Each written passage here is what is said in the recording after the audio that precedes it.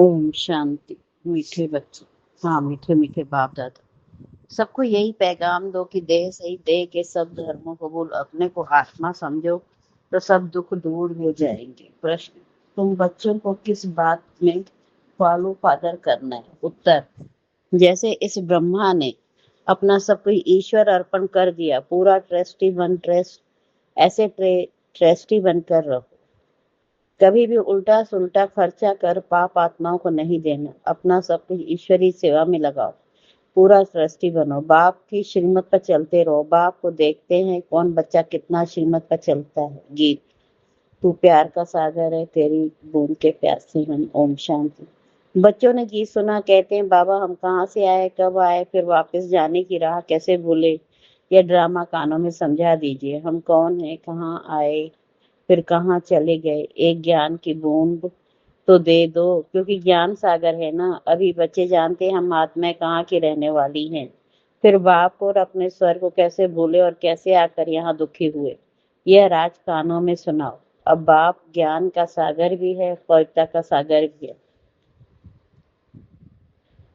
प्रेम का सागर भी है, शांति का, सुख का, संपत्ति का सागर भी है।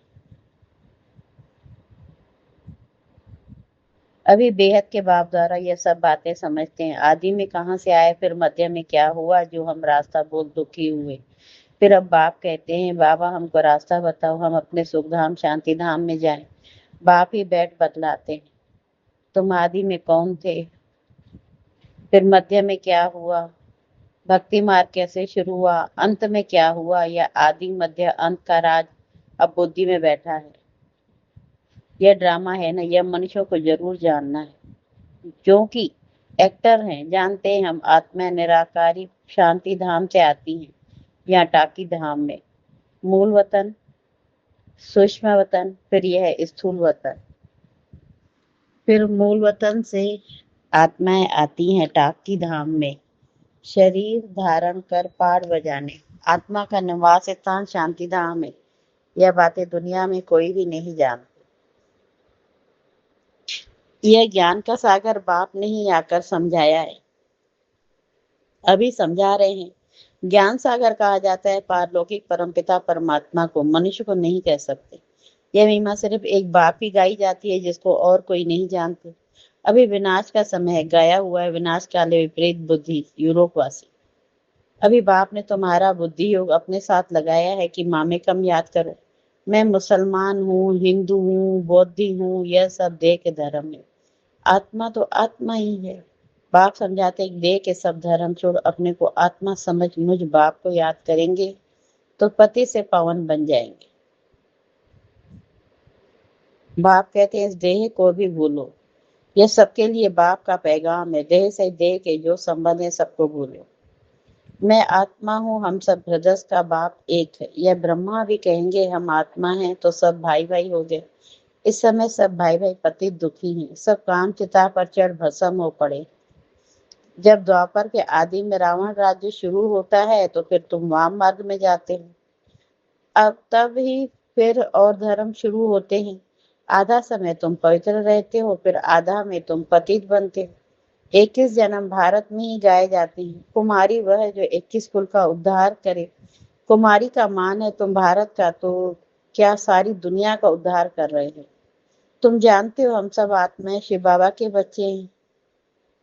कुम तो कुमार ही ठहरे। भाई बहन तब होते हैं जब प्रजापिता ब्रह्मा की औलाद बनते। यह तुम बच्चों को ज्ञान है। हम आत्माएं सब भाई भाई हैं, सब बाप को पुकारते हैं, हे पतित पावन आओ, यहाँ रावण राज्य से दुख से हमको लिबरेट करो। फिर हमारा गाइड बन हमको वापस ले चलो, हमारे दुख हरो और सुख दो। अभी तुम समझते हो बरोबर बाबा आया हुआ है, हमको इस कलयुगी रावण राज से छुड़ाए साथ ले चलेंगे। बाप जानते हैं सभी आत्माएं पतित हैं, इसलिए शरीर भी पतित है। आत्मा को ही पावन बनाकर ले जाते हैं निवारण धाम में। पास्ट से प्रेजेंट फिर फ्यूचर होगा। आदि मध्य अंत फिर आदि सतयुग, आदि कलयुग, अंत फिर फ्यूचर होगा सतयुग। यह तो सहज है ना। अच्छा बीज में क्या हुआ? हम कैसे गिरे? हम पावन देवता थे, फिर पावन से पतित कैसे बने? अभी तुम समझते हो। बाप समझाते हैं, जब रावण राज्य शुरू होता है तब तुम पतित बनते हो। अब फिर तुमको भविष्य देवता बनाने आया हूँ। इसमें डिफिकल्टी की कोई बात नहीं। बाप कहते तुमको इस विषय सागर से पार ले जाते हैं। गाते भी है, नैया मेरी सभी पार लगाओ प्रभु जी। सभी पुकारते हैं एक बाप को, हमारी नैया जो डूबी हुई है उसको क्षीर सागर में ले चलो। उनको खेवैया बागवान भी कहते हैं।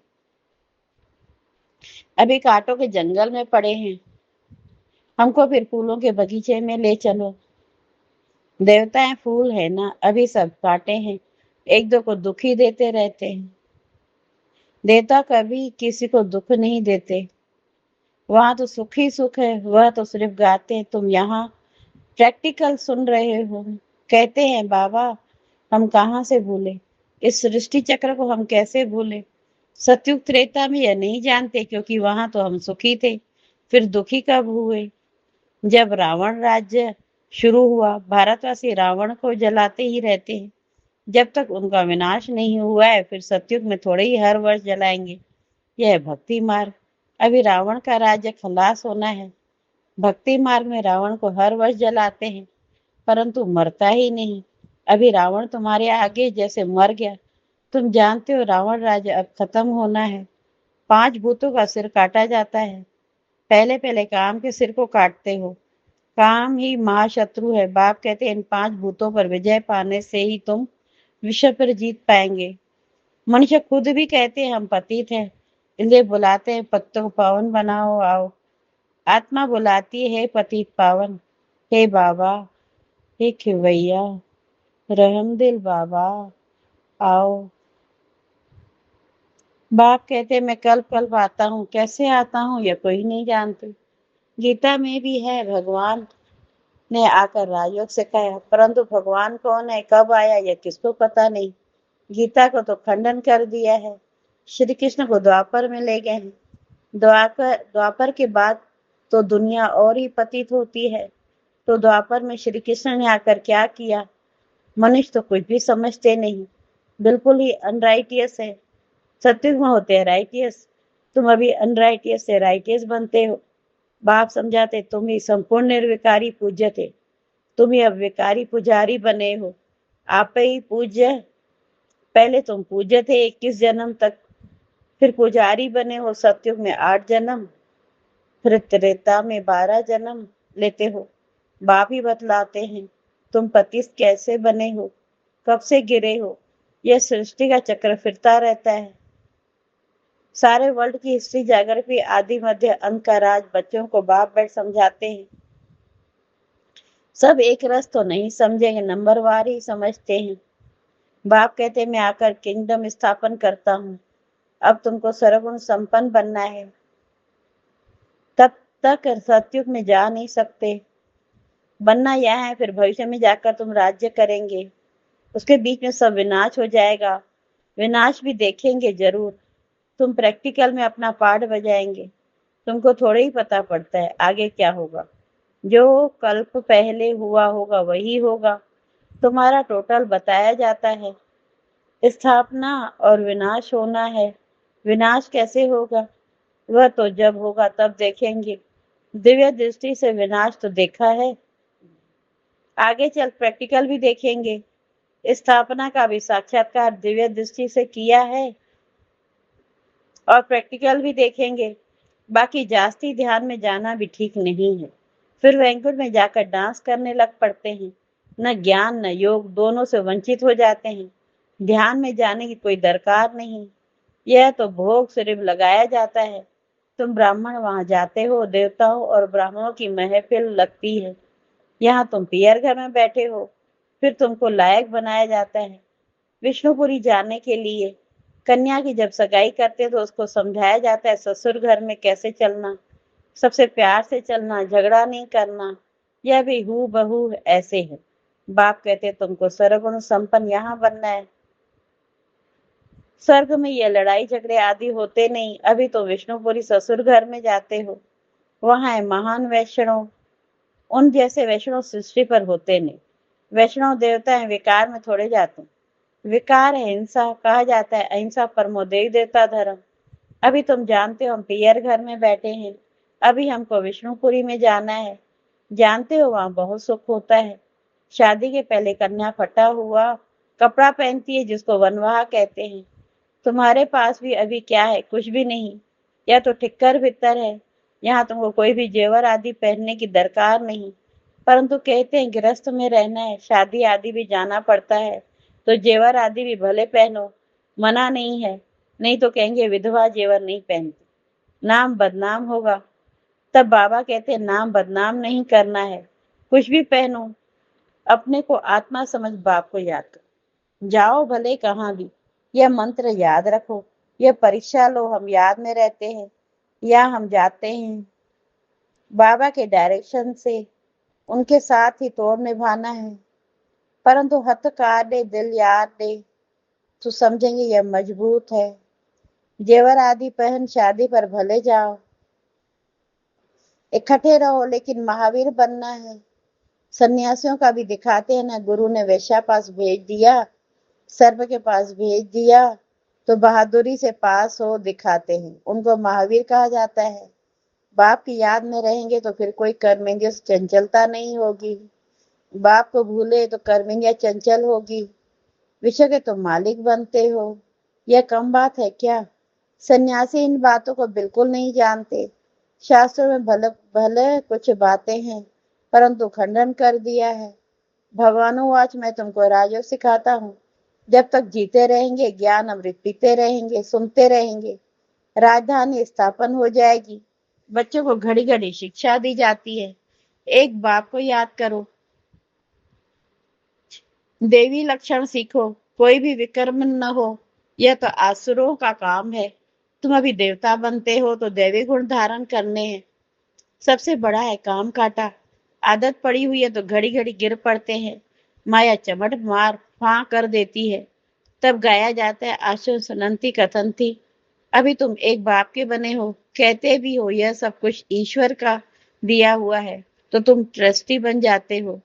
यह सब उनका है, हमको उनकी श्रीमत पर चलना है। बाप भी देखते हैं हमको सब कुछ अर्पण कर फिर हमारी श्रीमत पर कैसे चलते हैं। कोई उल्टा सुल्टा खर्चा कर पाप आत्माओं को नहीं देते हैं। शुरू में इस ब्रह्मा ने भी ट्रस्टी हो दिखलाया ना, सब कुछ ईश्वर अर्पण कर खुद ट्रस्टी बन गया। बस किसको भी कुछ नहीं दिया, ईश्वर के अर्थ किया, तो ईश्वर के काम में ही लगाना है। शरीर निर्वाह भी तो होता था ना, जो कुछ था सब सर्विस में लगा दिया। इनको देख फिर दूसरों ने भी ऐसे किया, भट्टी बन गई। भट्टी नहीं बनती तो इतने बच्चे होशियार कैसे होते? सर्विस के लिए पाकिस्तान में सीखे, फिर यहाँ आकर सीखे। जब समझाने लायक बने तब बाहर निकले। अभी तो देखो कितनी प्रदर्शनियां आदि करते रहते हैं, बड़ों बड़ों को निमंत्रण देते हैं। इस ज्ञान यज्ञ में विघ्न भी अनेक प्रकार के पड़ेंगे, विघ्नों से डरना नहीं। अबलाओं पर कितने अत्याचार होते हैं। बाप कहते हैं योग बल में रहो, उन्हों को समझाओ। भगवान बाप के भी बच्चे बनकर फिर बाप को भूल जाते हो, माया के बन जाते हो। यह भी हार जीत की कुश्ती है, परंतु बॉक्सिंग मुआफिक है। माया गुस्सा लगाती है तो फां हो जाते हैं। बाप कहते हैं माया से कभी हारना नहीं। पवित्र रहेंगे तो विश्व के मालिक बनेंगे। कितनी बड़ी आमदनी है, अगर पूरा पुरुषार्थ नहीं करेंगे तो जाकर दास दासी बनेंगे। राजधानी सारी यहाँ स्थापन हो रही है। अच्छा, मीठे मीठे से खिलते बच्चों प्रति माता पिता बाप दादा का याद प्यार। Good morning, good morning. रूहानी बाप की रूहानी बच्चों को नमस्ते नमस्ते। और हम रूहानी बच्चों की रूहानी माता पिता बाप दादा को याद प्यार। गुड मॉर्निंग, गुड मॉर्निंग, नमस्ते नमस्ते। शुक्रिया बाबा, शुक्रिया। धारणा के लिए मुख्य सार पहली बात, जब तक जीना है ज्ञान अमृत पीते रहना है, महावीर बन माया की बॉक्सिंग में विजयी बनना है, सबके साथ तोड़ निभाने, दिल एक बाप में रखनी है। दूसरा, विघ्नों से डरना नहीं है, सर्विस में अपना सब कुछ सफल करना है, ईश्वरीय अर्पण कर ट्रस्टी बन रहना है, कुछ भी उल्टे सुल्टे कार्य में नहीं लगाना है। वरदान, अपने संपूर्ण स्वरूप के आह्वान द्वारा आवागमन के चक्र से छूटने वाले लकी सितारे भो। अपने संपूर्ण स्वरूप के आह्वान द्वारा आवागमन के चक्कर से छूटने वाले लक्की सितारे भाव। अब अपनी संपूर्ण स्थिति व संपूर्ण स्वरूप का आह्वान करो, तो वही स्वरूप सदा स्मृति में रहेगा। फिर जो कभी ऊंची स्थिति कभी नीची स्थिति में आने जाने का आवागमन का चक्र चलता है, बार बार स्मृति और स्मृति के चक्र में आते हो, इस चक्र से मुक्त हो जाएंगे। वे लोग जन्म मरण के चक्र से छूटने चाहते हैं, और आप लोग व्यर्थ बातों से छूट चमकते हुए लक्की सितारे बन जाते हो।